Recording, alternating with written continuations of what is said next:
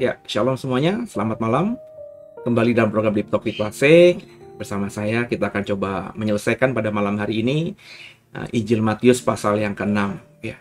Jadi sebelum kita mulai, sebelum kita bahas dan menyelesaikan Injil Matius pasal 6 ini di malam hari ini, mari sama-sama kita satu dalam doa. Bapak, kami mengucap syukur buat malam hari ini. Kami sudah diberikan kesehatan, berkat Tuhan sepanjang hari ini, dan kami di malam hari ini ingin belajar kembali membaca Alkitab dalam program Tadarusan Alkitab ini. Dan doa kami agar setiap ayat yang kami baca, setiap kalimat yang kami bahas bisa jadi berkat buat kami semuanya, dan akhirnya kami semua semakin menjadi pribadi yang bisa memahami firman Tuhan, bisa menghidupi firman Tuhan, dan di sepanjang hidup kami ini bisa menyenangkan hati Tuhan. Jangan satupun kami yang kau lalui, kami siap diberkati. Haleluya. Amin. Oke saudara, kita coba siapkan Alkitab kita ya. Jadi saya nanti akan tampilkan di layar juga Injil Matius pasal yang ke-6. Dan Bapak Ibu bisa bantu dengan membuka ya Alkitab saudara, supaya ayat-ayat yang akan kita baca ini juga Bapak Ibu bisa mengikutinya dengan membaca ya. Karena takutnya mungkin di layar saudara ayat-ayatnya terlalu kecil sehingga saudara tidak terbaca. Dan bisa mungkin dibantu dengan Alkitab buku saudara, sehingga semua kita bisa membacanya bersama-sama. Kita siapkan dulu Alkitab kita, Injil Matius pasal yang ke-6. Hanya Engkau, pribadi yang mengenal hatiku, tiada yang tersembunyi bagimu, seluruh isi hatiku Kau tahu. Ya, di layar saudara ada Injil Matius pasal yang ke-6. Hari ini kita membaca ayat yang ke-19 saudara ya. Jadi sama-sama kita baca ayat yang ke-19-nya. Perikopnya diberi judul hal mengumpulkan harta. Ya, ayat 19 bersama saya. Janganlah kamu mengumpulkan harta di bumi ngengat dan karat merusakkannya, dan pencuri membongkar serta mencurinya. Tapi kumpulkanlah bagimu harta di surga ngengat dan karat tidak merusakkannya, dan pencuri tidak membongkar dan serta mencurinya. Ya, jadi di permainan kata di sini yang mestinya kalau kita baca dan kita bisa memahaminya, ini menunjukkan harta Yang satu nanti kalau kita bawa di tempat yang satu akan percuma, ya akan sia-sia. Sedangkan kalau kita bawa di tempat yang satu lagi akan bermanfaat buat hidup kita selanjutnya. Ya, dikatakan di situ jangan kamu mengumpulkan harta di bumi, ya. Harta, jadi objeknya itu harta, ya. Terus posisinya itu di bumi. Dan yang satu lagi di ayat 20, kumpulkanlah bagimu harta di surga. Jadi kita boleh mengumpulkan harta di surga, ya, tapi jangan mengumpulkan harta di bumi, ya. Sebab kalau di bumi ada waktunya, dikatakan ayat 19, ngengat, karat, pencuri akan membongkar dan mencurinya dan merusakkannya. Sedangkan kalau kita mengumpulkan harta di surga itu ngengat, karat, dan pencuri tidak bisa membongkar, mencuri, dan juga merusakkannya, ya. Jadi ini pengajaran yang sangat mendasar dalam iman Kristen bahwa kita harus mengumpulkan harta, boleh mengumpulkan harta, tapi mengumpulkan hartanya yang di surga, ya, yang bisa tanda kutip bahasa saya tuh laku gitu ya di surga. Jadi kalau nggak laku di surga ya percuma, karena kita dalam kekekalan nanti everlasting selama-lamanya ya di surga. Iman kita kan begitu, ya, ayat 21. Karena di mana hartamu berada, di situ juga hatimu berada. Di mana hartamu berada, di situ juga hatimu berada. Ini tentu dihubungkan dengan ayat 19 dan ayat 20, di mana ada kompirasi antara mengumpulkan harta di bumi dan mengumpulkan harta di surga. Kalau kita mengumpulkan harta di bumi, maka ya kita kumpulkan harta hanya di bumi. Dan kalau di bumi berarti hati kita ya melekat pada bumi. Kalau kita mengumpulkan harta di surga, maka di mana harta kita yang akan kita kumpulkan ini, yang kita mau taruh di surga ini, membuat hati kita juga melekat pada surga, gitu ya. Jadi kalau hati kita sudah melekat pada surga, ya maka hati ini akan menggerakkan semua gestur tubuh kita, ya karakter kita, hidup kita untuk diarahkan pada surga. Ya, sebaliknya, kalau hati kita ada di bumi ini, ya maka yang kita pikirkan, yang terekspresi lewat tutur kata, lewat gestur, lewat tingkah laku, lewat semuanya ya menunjukkan pada orientasi yang fana di bumi ini. Ya, jadi itu yang harus ada dalam perspektif kita masing-masing. Ya, semakin hari kita harus bisa menjadi pribadi Kristen yang bisa cerdik gitu ya, sehingga kita pas berinvestasinya di mana, kurang lebih seperti itu. Ayat 22. Mata adalah pelita tubuh, jika matamu baik, teranglah seluruh tubuhmu. Jika matamu jahat, gelaplah seluruh tubuhmu. Jadi jika terang yang ada padamu gelap, betapa gelapnya kegelapan itu, ya. Dikatakan di ayat yang ke-21, ayat 22 maaf saya, mata itu adalah pelita tubuh, ya. Mata itu adalah pelita tubuh. Jadi kalau mata itu terang, karena mata itu pelita atau lampu, maka dia akan bisa menerangi setiap langkah kita. Tapi kalau mata kita itu mati atau gelap, pelita kita itu tidak nyala, ya, lampu kita tidak nyala, maka ketika kita berada di tempat gelap, ya semakin kita tersesatkan, tersandung, celaka, dan lain sebagainya. Jadi dikatakan kalau mata kita baik, maka tubuh kita baik. Hidup kita akan baik, ya, karena mata adalah pelita, ya. Tapi kalau mata kita tidak baik, berarti jahat gitu ya, maka semuanya tubuh kita ini akan gelap gitu ya, akan berada dalam kejahatan juga, ya. Jadi itu pentingnya kita menjaga mata. Di kalimat berikutnya menarik nih, yang di ayat 23. Jadi jika terang yang ada padamu, ya, jika pelita, jika mata yang harusnya baik itu sudah jahat, ya, betapa gelapnya kegelapan itu. Jadi semakin gelaplah kita, ya. Udah kita ada di dunia yang jahat ini, terus mata kita itu nggak terang, kita nggak punya pelita, ya berarti kita berada dalam kegelapannya dunia yang gelap juga. Kita akan memposisikan diri di jahatnya dunia yang begitu jahat, ya. Maka karena kita di dalam dunia yang gelap, dunia yang jahat, kita harus punya mata yang baik, saudara. Karena kalau mata kita baik, maka semuanya kita akan bisa bawa tubuh kita menuju kebaikan. Kurang lebih itu yang Tuhan ajarkan kepada kita, maka jagalah mata kita. Ayat 24. Tak seorang pun dapat mengabdi kepada dua tuan, ya. Karena jika demikian, ia akan membenci yang seorang dan mengasihi yang lain, atau ia akan setia kepada yang seorang dan tidak mengindahkan yang lain. kamu tidak dapat mengabdi kepada Allah dan kepada Mamon. Ini juga konspirasi dalam ayat-ayat yang kita baca di pasal 6 ini. Tuhan membandingkan dua hal, tapi saling berkaitan gitu ya. Dikatakan nggak boleh punya dua tuan. Kalau kita punya dua tuan, kita mengabdi pada dua tuan, kita bekerja pada dua tuan, maka kita bisa nanti suatu hari kita mencintai yang satu dan membenci yang lainnya, atau pula sebaliknya, tidak mencintai yang satu dan jadi membenci yang lainnya gitu ya. Jadi kita harus benar-benar memilih ya, dan kalau kita punya dua tuan juga dikatakan kita bisa nanti setia sama yang satu dan mengkhianati yang lainnya. Atau dikatakan kita setia pada saat yang satu tapi tidak mengindahkan yang lainnya. Ya. Berarti kita mengkhianati yang lainnya. Karena tentu nanti dua tuan itu akan punya saling kepentingan. Dan kalau kita bekerja pada dua tuan ini kita akan harus memilih. Kalau memilih kita akan melukai salah satunya. Ini kayak mungkin kalau di dalam perang dulu ada mata-mata yang bekerja pada dua pihak ya.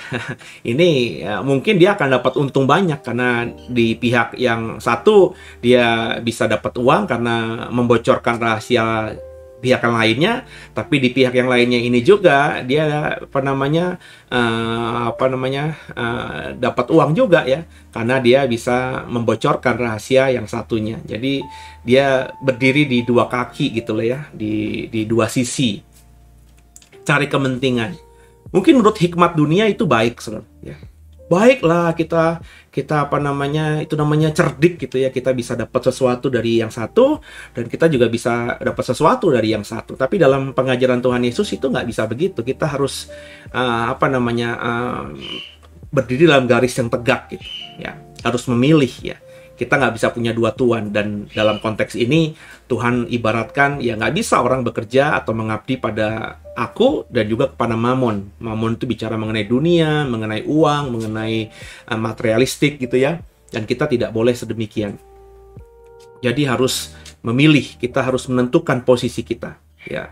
Dan dalam banyak hal ya, bukankah kita memilih pada satu itu jauh lebih baik gitu ya, daripada kita memiliki dua, karena bisa jadi nanti sengaja tidak sengaja, disadari tidak disadari kita melukai yang lainnya. Awalnya kita tidak mau melukai, awalnya kita dianggap cerdik, posisi kita enak, kita dapat berkat dari dua sisi, tapi nanti pasti ada momen di mana kita ada kepentingan khusus di mana kita harus lebih pro yang satu dan pasti nanti akan melukai yang lainnya. Dan kalau itu terjadi, itu biasanya luka yang ditimbulkan oleh kita itu, tanda kutip ya, pengkhianatan yang ditimbulkan oleh kita itu susah untuk dibebat, susah untuk diperbaiki lagi. Sehingga kita akhirnya yang tadinya mau berpikir dapat berkat dari dua jalan, malah kita dimusuhi sama yang satunya, dan itu akan memberatkan hidup kita. Tapi andai kata kita memilih satu saja dan yang lainnya ya sudah, kita tidak terlalu perhitungkan gitu ya, dalam artian ya tidak bekerja padanya gitu ya. Ya mungkin someday kalau dalam dunia bisnis ya, dalam pergaulan sosial kita, one day nanti orang yang dimana kita cuma jadi teman saja, tidak menjadi kekasih misalnya ya, itu one day akan jadi nolong kita, atau kita bisa bekerja sama dalam bidang yang lainnya ya. Ya. Tentu dalam iman tidak bisa digambarkan begitu ya, karena kalau dalam iman kita harus milih satu. Kita nggak bisa berkompromi dengan hal yang lainnya. Tapi dalam ayat-ayat yang di atasnya itu bisa dihubungkan kan dalam kehidupan sosial, kehidupan kita sebagai manusia yang di bumi ini ya. Tapi dalam iman kamu nggak bisa malah ngabdi pada Tuhan dan juga pada Mamon. Kita harus memilih mengumpulkan harta di bumi atau mengumpulkan harta di surga. Gitu saudara ya. Ini yang dibacakan, yang terdapat dalam pasal 19 tadi sampai pasal yang ke-24 di Injil Matius pasal 6. Kemudian coba kita dalami perikop berikutnya, hal kekhawatiran, saudara ya. Hal kekhawatiran ayat yang ke-25. Coba sama-sama kita baca, saudara. Ayat 25. Karena itu aku berkata kepadamu, janganlah khawatir akan hidupmu, akan apa yang hendak kamu makan dan minum, dan janganlah khawatir pula akan tubuhmu, akan apa yang hendak kamu pakai. Bukankah hidup itu lebih penting daripada makanan, dan tubuh itu lebih penting daripada pakaian? Nah, ini pengajaran yang luar biasa ya, yang Mestinya kita kalau Kristen sejak lama atau sudah lama, ya kita tahu bahwa orang Kristen itu memang nggak boleh khawatir. Jangan kamu khawatir akan apa yang kamu makan, minum, pakai gitu ya. Jadi jangan kamu khawatir. Tapi pada praktikan kita sering khawatir. Tapi sederhananya kalau kita khawatir berarti kita tidak menjalankan firman Tuhan. Orang Tuhan berkata jangan kamu khawatir. Ya. Tuhan Yesus berkata direct loh kepada murid-murid, jangan kamu khawatir akan hidupmu. Jadi hidup di depan tuh nggak usah dikhawatirkan. Ya, nggak akan itu kekhawatiran menambah sehasta jalan hidupmu. Ya, jadi apalagi soal yang dimakan, yang diminum, jangan juga khawatir akan tubuh kita ini, akan apa yang kita pakai maksudnya. Ya, karena hidup itu lebih penting daripada makan, minum, dan pakaian. Hidup itu lebih penting. Nah, kadang orang tuh lebih mentingkan kontainernya daripada kontennya. Lebih mentingkan tampilan luar daripada dalamnya. Padahal makan itu, minum itu, pakaian itu, ya itu kan untuk melengkapi hidup. Ya, andai kata misalnya kita hidup terus kita nggak punya 3 hal tadi, kita masih bisa hidup loh, saudara. Tapi kalau kita sudah mati, tidak hidup lagi, maka semua yang ada itu, makan, minum, pakai, nggak bisa dinikmati oleh kita. Ya, jadi jelas lebih superior hidup daripada makan, minum, dan pakaian. Bukan berarti nggak penting itu, ya, karena itu bisa melengkapi, menyempurnakan tubuh kita ini, ya. Tapi kita harus tahu esensinya yang mana yang lebih penting. Orang lebih seneng bekerja mati-matian sehingga berharap di depan bisa pakai baju yang lebih branded, makanan di restoran hotel bintang 5, terus juga minum-minuman yang mahal, tempat tinggal yang bagus, ya. Akhirnya mengabaikan tubuhnya, ya. Karena kerja keras, tubuhnya segera cepat lelah, ya. Karena selalu mengejar target, ya. Jantungnya mulai tidak sempurna, ya. Akhirnya semakin lama kesehatan merosot ketika akhirnya bisa beli makanan yang mahal-mahal, ketika bisa beli minuman yang mahal-mahal, ketika bisa beli baju yang mahal-mahal, ketika kita bisa beli rumah yang bagus. Kita nggak bisa menikmati semua itu karena kita sudah lemah secara fisik. Orang kalau udah lemah secara fisik, sudah divonis dokter dan sakit ABCD, makanan semahal apapun nggak bisa dinikmati. Minuman semahal apapun nggak bisa dinikmati. Pakaian sebagus apapun ya tidak akan membuat diri kita jadi cakep gitu. Bener ya? Dan rumah sebesar dan seindah apapun yang kita miliki nggak bisa kita nikmati. Jangankan menikmati, mungkin keluar dari kamar kita aja kita sudah tidak sanggup lagi karena kita sudah lemah secara fisik. Jadi hidup atau tubuh itu yang primer. Makan, minum, pakaian itu sekunder. Makanya ya kita harus lebih mengutamakan tubuh atau hidup ini. Ya. Tubuh itu bukan cuma bicara mengenai tubuh fisik, tapi ada tubuh rohani juga. Ya. Kalau tubuh fisiknya kuat, tubuh rohaninya kering, ia sering kecewa, ia tidak ada damai sejahtera, ia tidak suka cita, selalu ada akar pahit, sakit hati, ya, selalu curiga, dan lain sebagainya. Itu semua akan menggerogoti tubuh yang sehat itu, pasti, percayalah. Ya. Jadi isi tubuhmu ini dengan hal-hal yang baik. Dan yang baik itu yang saya tahu yang datangnya dari Tuhan. Dan tahu apa tidak yang baik itu datangnya dari Tuhan atau tidak, itu ukurannya adalah firman Tuhan. Makanya saya mengajak kita tadarusan Alkitab beberapa malam dalam seminggu, saudara. Ayat 26. Pandanglah burung-burung di langit yang tidak menabur dan tidak menuai dan tidak mengumpulkan bekal, ya dikatakan begitu ya, dalam lumbung, namun diberi makan oleh Bapamu yang di surga. Bukankah kamu jauh melebihi burung-burung itu? Pandanglah burung, lihatlah burung-burung di langit yang nggak pernah nabur. Pernah lihat burung menabur benih gitu? Pernah burung juga bekerja gitu? Dalam artian ya mengusahakan kalau dia makan biji-bijian, misalnya dia makan biji-bijian kenari, apakah ada burung menabur biji kenari untuk akhirnya bertunas dan terus dia sirami, dia rawat pohon kenari itu agar nanti menghasilkan buah kenari dan biji-bijiannya? Tentu tidak, saudara. Ya, burung itu tidak pernah menabur. Ya, kadang juga kita perhatikan burung tidak menuai. Dalam artian bekerja gitu keras untuk menuai biji-bijian itu. Ya. Dan burung juga tidak mengumpulkan bekal dalam lumbung. Ya mungkin dia ngambil bekal, ya, tapi hanya untuk konsumsi dia aja.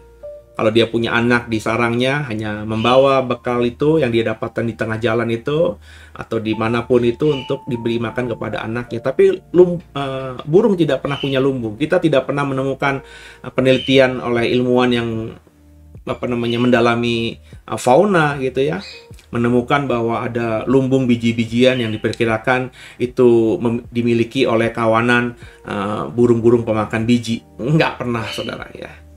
Ya, tapi burung itu ya cuma keluar rumah begitu ya, lapar tinggal cari makan, pasti ada aja makanan. Di tempat yang ini nggak nemu, pasti di tempat ini nemu. Di tempat ini nggak nemu, maka di tempat itu pasti nemu, ya. Dan dia makan hanya untuk itu aja, ya, memuaskan nafsu atau naluri laparnya itu. Kemudian ya sudah, dia terbang lagi. Kalau dia punya sarang, ya dia kembali ke sarangnya, ya.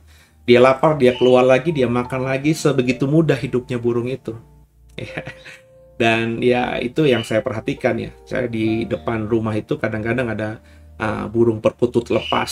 Ada burung-burung hias juga lepas. Kadang-kadang di depan itu ada pohon cukup tinggi. Ada sarang-sarang burung-burung. Yang saya percaya itu burung-burung lepas dari peliharaan orang atau tetangga saya mungkin. Ya. Karena burung perkutut itu nggak mungkin liar. Ya, burung perkutut itu kalau ada ringnya, kakinya pasti itu peliharaan orang. Dan orang itu beli di para breeder-breeder perkutut yang tentunya kalau dibeli pasti mungkin harganya bagus gitu ya. Tapi dia lepas gitu. Tapi saya perhatikan meskipun bulunya sudah tidak secerah kalau kita pelihara perkutut di dalam sangkar. Karena kalau di dalam sangkar kita akan mandikan dia rutin. Mandinya juga mungkin pakai sabun burung dan lain sebagainya ya. Jadi bersih gitu ya, berkilau, warnanya cerah sehingga kalau dilombakan bukan cuma suara tapi posturnya bagus. Ya, burung liar itu tidak seperti itu, kusam bulunya ya. Tapi mereka hidup. Ya. Sometimes bahkan ya itu bergerombol di jalanan depan rumah saya karena saya kebetulan juga pelihara burung peliharaan. Dan kalau saya lagi bersihkan kandang atau tempat makanannya, sisa-sisa makanan tuh ya mungkin terlempar atau tidak tersapu dengan sempurna atau tersiram dengan air sehingga akhirnya ada di sekitar teras depan rumah. Dan itu burung-burung makan sisa-sisa itu. Even sisa-sisa tapi mereka dapat makanan. Kalau halaman rumah saya bersih gitu ya, mereka mungkin datang tidak menemukan. Faktanya beberapa minggu kemudian mereka tetap ada di depan rumah saya. Berarti sepanjang minggu meskipun tidak saya lihat di depan rumah saya, mereka bisa tetap makan dan hidup menemukan makanan di tempat lain. Itu analogi yang mestinya dipikirkan dalam oleh kita. Bahwa burung itu tidak pernah menabur, nggak pernah menuai, nggak pernah mengumpulkan bekal dalam lumbung, tapi bisa hidup. Ya, itu Tuhan pakai analogi ini untuk kita berpikir ya, bagaimana kita di matanya Tuhan. Ayat 27 ya, kita baca ayat 27-nya. Bukankah kamu, ayat 26 dulu ya, ayat 26 yang terakhir ya. Oke, saya baca dulu ayat 26. Tadi ayat 26 belum lengkap semua dibaca semuanya. Pandanglah burung-burung di langit yang tidak menabur dan tidak menuai dan tidak mengumpulkan bekal dalam lumbung, namun diberi makan oleh Bapamu yang di surga. Kalimat ini yang akan saya bacakan yang strongnya. Bukankah kamu jauh melebihi burung-burung itu? Siapakah di antara kamu yang karena kekhawatirannya dapat menambah sehasta saja pada jalan hidupnya? Sudah saya bacakan tadi, sudah saya singgung tadi. Sehasta tuh kurang lebih 50 cm satu lengan. Ya, apakah karena kita khawatir besok itu karena kita takut kita kena COVID, kita khawatir akan makanan kita khawatir akan nasib kita di depan, kita khawatir akan masa depan anak-anak kita, terus karena kita punya banyak kekhawatiran itu, kita bisa nambah hidup kita? Kalau Tuhan sudah berkehendak saya mati jam 6 sore nanti, apakah karena saya khawatir saya bisa nambah jadi matinya bukan jam 6 sore tepat tapi jam 6 sore 18.15 atau 18.30? Nggak bisa. Kalau waktunya Tuhan saat itu selesailah. Kita nggak bisa nambah cuma sehasta bahkan 50 cm nggak bisa. Ya, jadi nggak ada gunanya itu intinya ayat ini untuk khawatir itu. Kekhawatiran adalah hal yang tidak sama sekali berguna. Berarti konyol dan bodoh kalau kita khawatir. Ya. Maka buang kekhawatiran kita. Ya, jadi nggak ada gunanya sebagai orang Kristen punya iman kepada Yesus, terus kita masih mempraktekkan tanda kutip kekhawatiran hari demi hari. Ayat yang ke-27. Ya. Maafkan saya, 28. Dan mengapa kamu khawatir akan pakaian? Tadi makanan dan minuman, burung liar itu diibaratkan ya dia nggak pernah nabur, nggak pernah nuai, nggak pernah ngumpulin apapun. Ya. Di musim apapun dia bisa hidup. Bahkan musim kemarau di mana air hujan tidak turun dari surga, gitu, dari langit, ya, burung tetap bisa cari, burung liar tetap bisa cari itu minuman. Entah itu dia pergi menuju ke selokan-selokan, ke kali-kali kecil, atau mungkin dia, maafkan saya, kalau kita misalnya nyuci mobil di teras kita, terus ada genangan air yang ada di depan teras rumah. Sometimes saya lihat burung-burung tuh minum dari air itu. Mungkin kalau memang dia tidak mendapatkan tempat di mana ada air yang cukup baik buat dia, air seperti itu pun dia bisa minum. Apalagi kalau di rumah saudara ada telaga, ada situ, ya, atau ada danau, ya, atau ada empang. Nah, burung-burung pasti akan dapatkan air di situ. Ya. Nah, ini kalau burung Tuhan pelihara, soal makan minumnya, burung liar tuh kayaknya nggak ada gitu yang mati kelaparan dan mati kehausan gitu. Kalaupun mati biasanya ya ditembak ya karena manusia, atau dijerat oleh lem, ya, atau oleh apa sehingga dia tidak tertolong nyawanya, atau dimangsa predator yang lebih besar dari dia. Tapi saya rasa tidak pernah saya lihat ya dalam lingkungan saya gitu burung-burung kelaparan dan mati. Ada bangkai-bangkainya saya temukan di depan jalanan teras depan rumah saya atau apa, saya nggak pernah lihat. Mungkin ada saja ya ketika musim kemarau begitu lamanya, begitu panjangnya, air susah, manusia saja susah untuk mendapatkan air. Dan juga karena kemarau tidak bisa ada petani dan juga pekebun yang bisa berproses atau menghasilkan sesuatu dari tanah, mungkin saja binatang-binatang juga mengalami kelaparan dan kehausan. Tapi dalam lingkungan saya, ya, saya tidak pernah gitu melihat ada burung mati di jalan gitu ya. Nggak pernah gitu. Padahal kalau mau ngomong jujur, itu kalau jam 5 burung-burung itu banyak terbangan di atas perumahan kita gitu ya.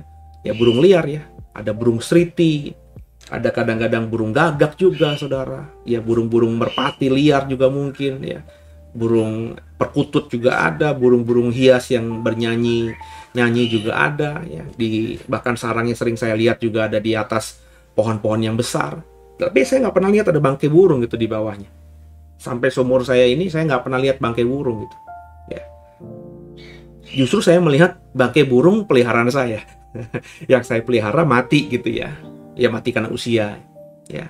Tapi kalau burung liar saya nggak pernah lihat. Nah itu makan dan minuman mereka Tuhan pelihara.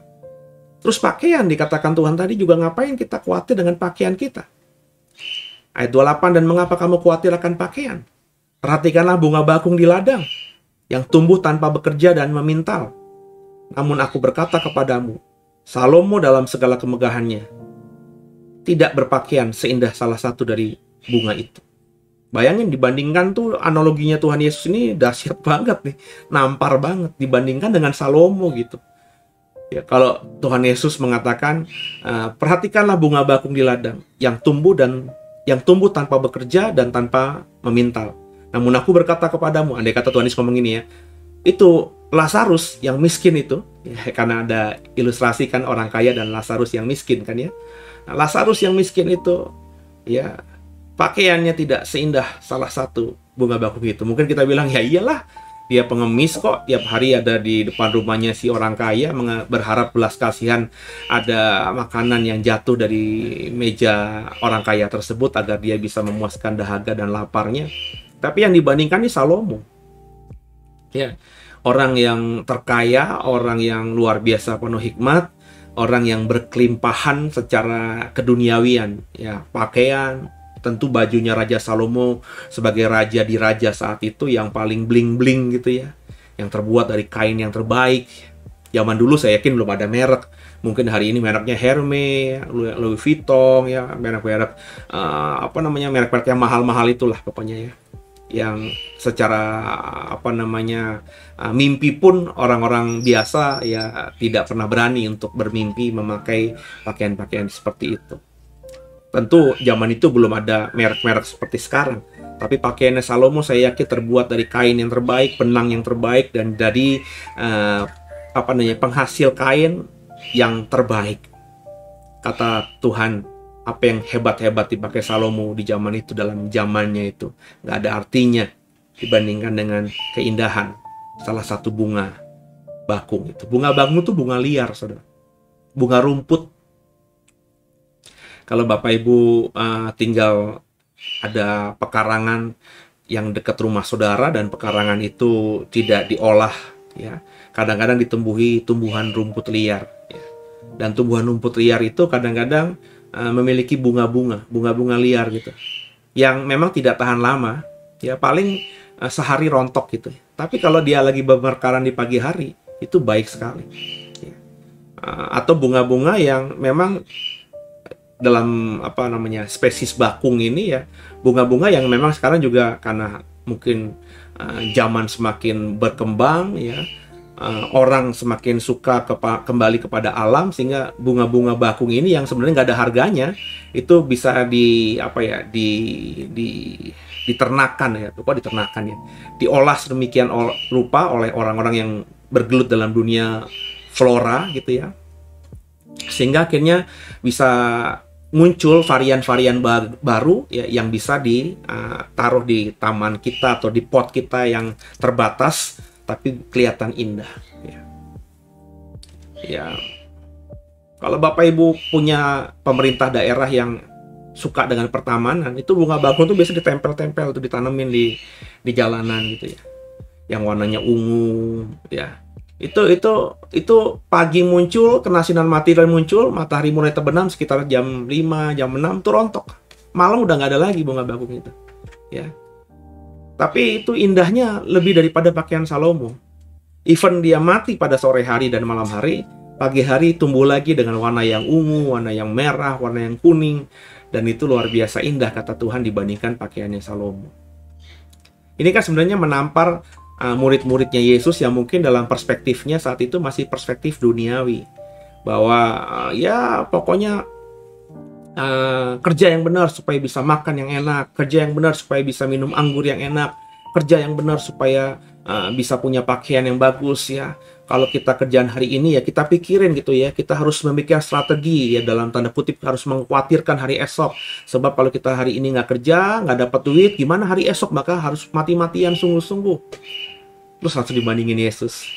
Lihat tuh burung, lihat tuh bunga bakung, nggak pernah nanam, nggak pernah nabur, nggak pernah menuai, nggak pernah ngumpulin di klumpungnya, ya nggak pernah terpelihara sempurna, ya, tumbuh liar begitu saja di ladang. Tapi mereka semua terpelihara sempurna. Ya. Dan dibandingkan, apa lagi kamu lebih, kata Tuhan Yesus, dibandingkan burung-burung itu. Kamu lebih dibandingkan bunga-bunga liar di ladang itu. Ya, ayat yang ke-30. Jadi jika demikian Allah mendandani rumput di ladang yang hari ini ada dan besok dibuang ke dalam api, tidakkah Ia akan terlebih lagi mendandani kamu, hai orang-orang yang kurang percaya?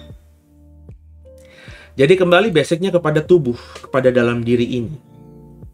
Ini yang harus benar dulu, saudara. Jangan fokus pada yang luar-luar, makan, minum, pakaian. Ya, fokus pada tubuh. Sebab Tuhan itu, yang dilihat Tuhan atas kita tuh tubuh kita ini. Tubuhmu adalah bait Roh Kudus. Tuhan menciptakan tubuh kita ini segambar serupa dengan dirinya. Ya. Jadi yang diprioritaskan Tuhan tuh tubuh kita. Maka kita harus memprioritaskan tubuh ini dibandingkan hal-hal lain yang menutupi tubuh atau yang melengkapi tubuh. Bukannya yang menutupi tubuh, melengkapi tubuh, dan membuat tubuh jadi semakin indah itu tidak baik. Baik adanya, tapi jangan fokus ke situ. Sebab mengkhawatirkan hal itu, menjadi takut karena hal-hal itu tidak bisa kita dapatkan di kemudian hari, itu hal yang konyol. Dibandingkan sama Tuhan, lihat tuh burung, lihat tuh bunga bakung di ladang. Mereka nggak pernah ngapa-ngapain. Keluar pokoknya kalau burung setiap pagi lapar, mau makan ada, ketemu aja. Mau minum ada, ketemu aja. Kembali ke sarangnya. Lapar keluar lagi, pasti ada. Ketemu aja, kembali ke sarangnya lagi. Bunga bakung itu tumbuh, ya, kemudian sebentar aja, ya, rontok. Terus keringnya yang sudah rontok dan menjadi kering itu dibakar di api, nggak ada gunanya, ya. Tapi lihat, indah. Indah, Tuhan pelihara. Besoknya lagi bunga lagi, rontok lagi, disapu orang lagi, kering dibuang ke api lagi, tapi tumbuh lagi, begitu terus. Ya. Apalagi kamu. Ya. Apakah Tuhan tidak akan mendandanimu seperti bunga bakung itu? Apakah Tuhan tidak akan memeliharamu seperti burung-burung itu? Hai kamu yang kurang percaya. Ini kembali ke iman saudara, kembali ke kepercayaan saudara. Apakah saudara mengimani hal ini? Ini bukan juga menjadi legitimasi akhirnya ya udah kita nggak usah bekerja, kita nggak usah makan yang sehat, kita nggak usah minum yang sehat, kita nggak usah pakai baju telanjang aja. Bukan itu apa yang ditekankan. Ya. Yang ditekankan jangan kita energinya habis ke sana. Ya. Yang penting ini tubuh. Tapi bekerja untuk bisa beli makanan, beli minuman, beli pakaian, penting nggak? Oh penting, kita harus bekerja. Ya. Sebab burung itu pun bisa dapat makan meskipun pasti dia ketemu makannya, dia bekerja. Bekerjanya caranya gimana? Ya tinggal keluar sarang dong. Kan makanan itu nggak datang ke sarangnya sendiri. Iya nggak sih? Jadi harus ada effort juga yang kita kerjakan. Dan kalaupun hari ini kita sudah bekerja, terus tidak menghasilkan apa-apa, tidak berkat yang kita bawa pulang itu habis begitu saja, ya nggak usah khawatir. Pokoknya kita kerja hari ini untuk hari ini, kalaupun nggak punya lagi sisa di kantong, ya udah nggak usah khawatir. Besok kerja lagi, seperti bunga bakung itu. Ya. Kerja lagi dapat lagi. Andai kata masih belum cukup sehingga nggak ada sisa di kantong, ya sudah bersyukur saja. Besok kerja lagi. Selama kita bekerja, selama kita ada usaha, dan selalu bersyukur dalam segala hal, Tuhan pasti pelihara, karena saudara dan saya lebih spesial daripada burung dan juga bunga bakung di ladang. Ya. Jadi prinsip ini yang harus mulai ditumbuhkan dalam hati kita masing-masing, saudara. Ayat 31. Sebab itu janganlah kamu khawatir dan berkata, apakah yang akan kami makan? Apakah yang akan kami minum? Apakah yang akan kami pakai? Semua itu dicari bangsa-bangsa yang tidak mengenal Allah. Akan tetapi Bapamu yang di surga tahu bahwa kamu memerlukan semuanya itu. Ya. Jadi nggak usah mikirin tuh apa yang kami makan besok, apa yang kami minum, apa yang kami pakai. Itu yang dicari bangsa-bangsa. Orang dunia akan mengejar itu, orang kafir akan mengejar itu, orang yang tidak percaya kepada Tuhan dan beriman kepada Tuhan akan mengkhawatirkan hal itu dan mengusahakan hal itu dengan sungguh-sungguh. Tapi dalam iman Kristen, Bapa di surga tahu apa yang harus kita butuhkan, apa yang kita butuhkan ke depan. Ketika bicara mengenai makanan, itu berguna buat kita, itu salah satu kebutuhan primer dalam ilmu sosial kita. Minuman juga demikian. Pakaian juga demikian, papan juga demikian. Itu kebutuhan kita. Dan Tuhan tahu kebutuhan kita. Ya. Dia yang paling tahu apa yang kita butuhkan. Dia yang paling tahu waktu yang pas agar sesuatu itu jadi berkat buat kita. Jadi semua yang kita butuhkan itu Bapa di surga tahu. Ya. Jangan dibilang Bapa di surga nggak tahu. Bapa di surga itu lebih daripada Bapa di dunia. Saya aja, anak saya cuma 2. Mereka mau butuh apa aja dari gestur tubuhnya, meskipun belum terucap, saya udah tahu kok. Saya ngerti kok bahkan. Bahkan dia nggak ngapa-ngapain gitu ya. Karena saya perhatikan mereka, saya tahu kok apa yang mereka butuhkan. Jadi kalau saya ada dan bagi saya penilaian saya waktunya udah pas ya, saya siapkan untuk mereka. Kalau saya yang tidak sempurna ini aja bisa tahu kebutuhan yang tidak terucapkan dari anak-anak saya, masakan Bapa di surga lebih bodoh dari saya? Dia jauh lebih segala-galanya. Itu kenapa saya mengajarkan, ya udah, kita nggak usah doa minta sama Tuhan lah. Kerjakan aja bagian kita. Ketika firman Tuhan katakan, kalau mau makan kerja, ya coba bekerja aja. Bekerja apapun. Ya, bekerja sesuai yang tersedia di depan kita dan bisa kita kerjakan sekarang. Kalau saudara merupakan sarjana teknik sipil, ya, dan pekerjaan dengan keahlianmu belum ada di depan mata, belum tersedia, kita sudah ngelamar ke sana-sana dengan job desk sesuai keahlian yang kita punya, itu belum dapat. Tapi di depan mata ada orang, ada pengusaha, ada sahabat, ada teman yang menawarkan kita untuk bekerja, misalnya menjadi staf administrasi di perusahaannya. Kenapa nggak kita kerjakan aja? Kenapa kita harus menunggu pekerjaan yang sesuai dengan apa yang menjadi keahlian kita? Iya, kalau menunggunya itu kita masih punya tabungan gitu. Kalau saudara masih punya tabungan yang saudara pikir cukup gitu ya untuk kebutuhan 3 bulan ke depan, ya mungkin kita masih bisa menunggu 2 bulan sambil terus berdoa sama Tuhan buat lamaran, buka wawasan, buka pergaulan. Siapa tahu kita ketemu dalam 2 bulan itu pekerjaan sesuai dengan skill kita. Tapi kalau kita sudah nggak ada lagi, simpanan sudah habis, pekerjaan yang membutuhkan keahlian sebagai seorang teknik sipil belum kita dapatkan, sehingga kita nggak punya apa-apa untuk menghidupi istri dan anak-anak kita, masa kan harus minta-minta ke orang? Masa kan harus ngemis ke orang? Masa kan harus minjem ke orang? Ya kalau di depan mata adanya pekerjaan sebagai staf administrasi biasa, ya udah kerja aja dulu. Sambil terus kita menyelesaikan tanggung jawab kita dan coba mencari tahu, ada nggak peluang untuk mendapatkan pekerjaan yang sesuai dengan kapasitas kita. Nah itu saudara, ya, pasti ada jalannya dan Tuhan pasti berkati. Nggak mungkin gitu saudara, kita sampai tergeletak, itu nggak mungkin. Selama kita mau bangun, saudara akan tergeletak. Meskipun Tuhan tidak mau saudara tergeletak, saudara pasti akan tetap tergeletak kalau saudara tidak mau bangun. Ada kan orang yang tergeletak itu, terus kita berusaha untuk bantu dia untuk mengangkat dia bangun berdiri, dia nggak mau, dan dia dengan kelemahannya dan juga dengan fisiknya yang sudah habis, ya tetap aja tergeletak, dia nggak bisa bangun. Kenapa nggak bisa bangun? Karena dia menolak uluran tangan kita.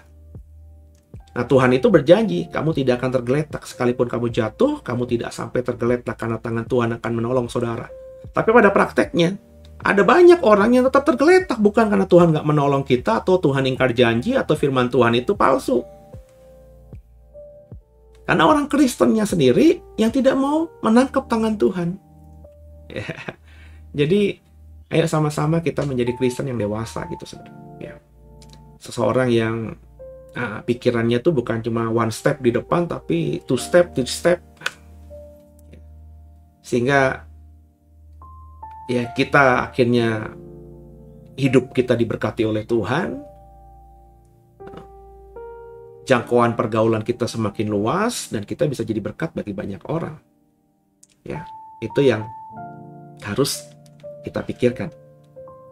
Ya, jadi semoga apa yang Tuhan taruhkan di kata-katanya lewat mulut saya ini jadi berkat buat saudara ya. Jadi kita harus memahami sungguh bahwa Tuhan Bapa di surga tahu kebutuhan kita. Ayat 33. Tapi carilah dahulu kerajaan Allah dan kebenarannya, maka semuanya itu akan ditambahkan kepadamu. Karena Tuhan tahu isi hati kita, Tuhan tahu kebutuhan kita, maka ya tadi saudara ya, carilah dulu kerajaan Allah dan kebenarannya. Buat tubuh kita ini menyenangkan Tuhan. Dengan hidup yang baik, dengan diisi dengan sesuatu yang baik untuk tubuh. Tubuh kita itu bukan fisik aja ya, bukan makan minum aja ya. Makan minum juga berarti harus yang baik, jangan yang tidak baik. Juga tubuh kita, tubuh rohani kita yang harus dikonsumsi yang baik juga. Tubuh rohani itu isinya agar sehat, firman dan iman.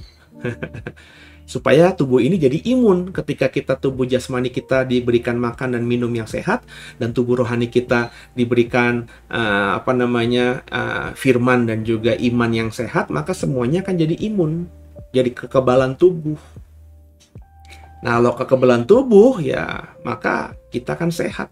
Andai kata bajunya juga belum indah, makan dan minumnya juga bukan yang kelas bintang 5, tapi kalau tubuh ini sudah sehat mah tetap sehat. Jadi kita harus tahu prioritas intinya. Prioritas kita adalah menjaga tubuh ini dan menyenangkan Tuhan. Menjaga tubuh ya dengan hal yang tadi saya sampaikan, menyenangkan Tuhan ya, memprioritaskan Tuhan di atas segala-galanya. Semuanya akan ditambahkan dalam hidup kita, karena Tuhan tahu isi hati kita. Ditambahkan itu bukan ditambahkan semena-mena gitu, sesuai dengan kebutuhan kita dan kemahatauan Tuhan yang tahu mana yang pas buat kita di waktu-waktu tertentu. Karena pertolongannya tepat pada waktunya, kan begitu saudara ya. Jadi ini yang harus dipahami ya. Ayat 34. Sebab itu janganlah kamu khawatir akan hari esok, karena hari esok mempunyai kesusahannya sendiri. Kesusahan sehari cukuplah untuk sehari.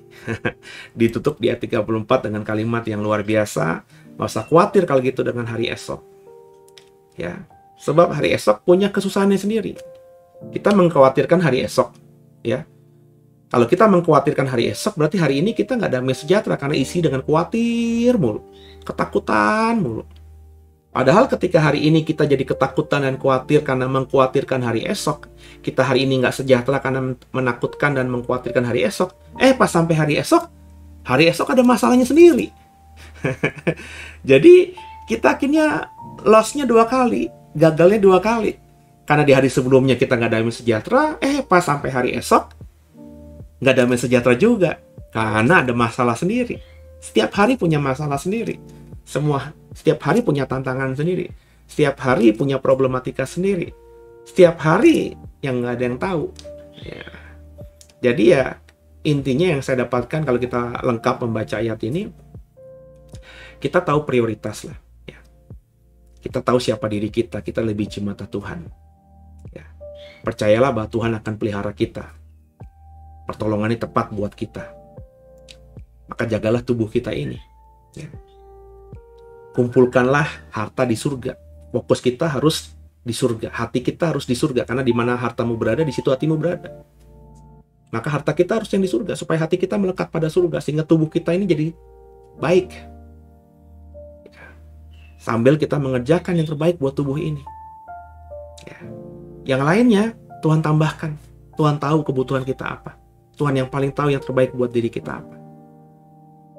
Terus, setiap hari, jalani dengan yang terbaik untuk hari ini. Ketika kita bisa nolong orang hari ini, lakukan hari ini. Ketika kita bisa berikan selamat pada orang hari ini, berikan selamat pada hari ini. Ketika kita bisa mendoakan orang hari ini, doakan hari ini. Ketika kita bisa ngelakuin yang terbaik hari ini, lakukan terbaik hari ini. Hari ini untuk hari ini. Perbuatlah setiap hari yang terbaik sepertinya hari itu adalah hari terakhir kita hidup. Sebab besok pasti ada masalah baru. Tapi kalau kita melewati esok seperti kita melewati hari ini, di mana kita do the best terbaik hari ini untuk Tuhan, menjaga tubuh kita, punya prioritas yang benar, maka setiap hari meskipun ada kekhawatiran, ada tantangan, ada ketakutan, ada kengerian, karena kita memasukinya selalu dengan spirit yang benar, maka pertolongannya tepat pada kita. Ya. Kesusahan sehari untuk hari ini. Ya.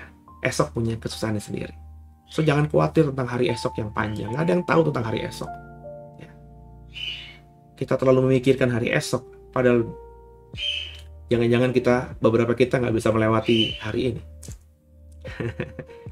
Kita mengkhawatirkan anak kita bagaimana nanti dia dewasa. Sampai-sampai karena kita fokusnya pada anak kita yang nantinya dewasa, kita melewati pertumbuhan anak-anak kita di saat masih kanak-kanak ini. Konyol nggak? Kita kerja supaya anak kita bisa kuliah yang bagus, bisa kuliah ke luar negeri. Kita kerja pagi siang malam, kerja agar anak kita bisa sekolah di luar negeri yang terbaik, supaya dia lebih hebat daripada saya. Bagus sih. Tapi gara-gara itu kita melewati pertumbuhan usia perkembangan anak-anak kita. Kita nggak tahu kapan dia bisa tengkurap, kita nggak tahu kapan dia bisa merangkak, kapan dia bisa mulai berdiri, bisa berjalan. Kita melewati mereka karena nggak pernah mandikan mereka, nggak tahu pertumbuhan mereka. Ketika mereka beranjak SD, kita nggak tahu cara main mereka seperti apa, prestasi di sekolah mereka seperti apa. Ketika mereka beranjak remaja, kita bahkan melewati pergaulan mereka dengan teman-temannya. Kita bahkan nggak tahu pacar pertama anak-anak kita siapa. Tiba-tiba pas kuliah, kita sudah nggak bisa peluk mereka lagi. Karena kalau sudah besar, ya apalagi kalau kita nggak treat anak kita dengan hubungan bapak dan anak, ibu dan anak yang baik, meskipun kandung, kan hubungan hubungan itu kan harus dibangun, saudara. Ya kan?